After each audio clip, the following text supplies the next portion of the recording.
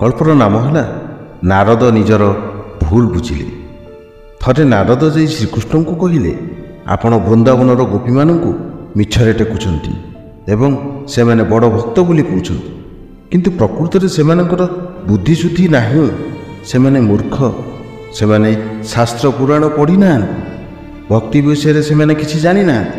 ଏମିତି ହୁଣ୍ଡାଳିଆ ଭାବରେ ଆପଣଙ୍କୁ ଭଲ ପାଉଛନ୍ତି ଯାହା।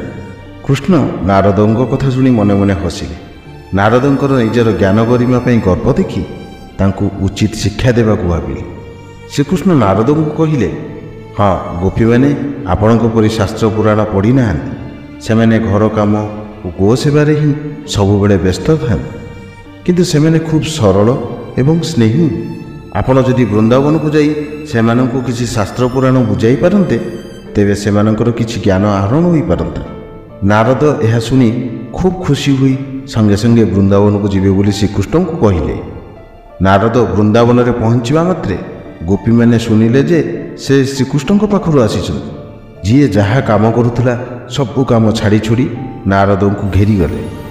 ନାରଦଙ୍କୁ କୌଣସି କଥା କହି ନ ଦେଇ କୃଷ୍ଣଙ୍କର ବିଷୟରେ ନାନା ପ୍ରଶ୍ନ ଯଥା କୃଷ୍ଣ କେମିତି ଅଛନ୍ତି, କ'ଣ ଖାଉଛନ୍ତି, ବଂଶୀ ବଜାଉଛନ୍ତି କି ନାହିଁ, ଆମକୁ ମନେ ପକାଉଛନ୍ତି କି ନାହିଁ ପଚାରିବାରେ ଲାଗିଲେ।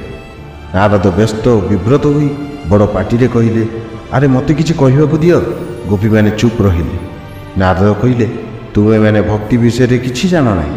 କୃଷ୍ଣ କିଏ ଜାଣ ନାହିଁ, ସେ ହେଉଛନ୍ତି ସ୍ୱୟଂ ଭଗବାନ।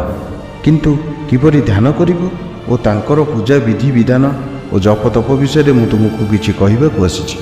ନାରଦଙ୍କ କଥା ଶୁଣି ଗୋପୀମାନେ ବିରକ୍ତ ହୋଇ ତାଙ୍କ ନିକଟରୁ ଦୂରେଇ ଆସିଲେ। କଡ଼ା ଗଳାରେ ସମସ୍ତେ ମିଶି ନାରଦଙ୍କୁ କହିଲେ, ଆମକୁ ଯଦି ଆମ କୃଷ୍ଣଙ୍କ ବିଷୟରେ କିଛି କହିବ ତ କୁହ। ସେ କିଏ ଓ ତାଙ୍କୁ କେମିତି ଆମେ ପୂଜା କରିବୁ, ଆମେ ସେସବୁ ଜାଣିବାକୁ ଚାହୁଁନୁ।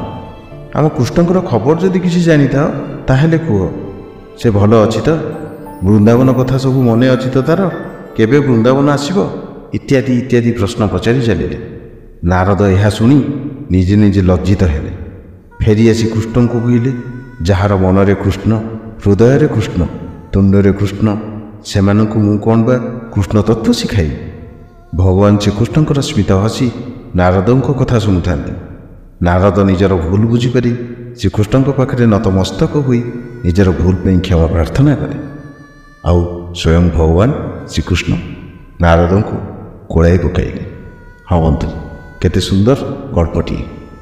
ଆଶା କରେ ଆପଣଙ୍କୁ ବହୁତ ଭଲ ଲାଗିବ। ଜୟ ଜଗନ୍ନାଥ। ବନ୍ଦେ ଉତ୍କଳ ଜନନୀ।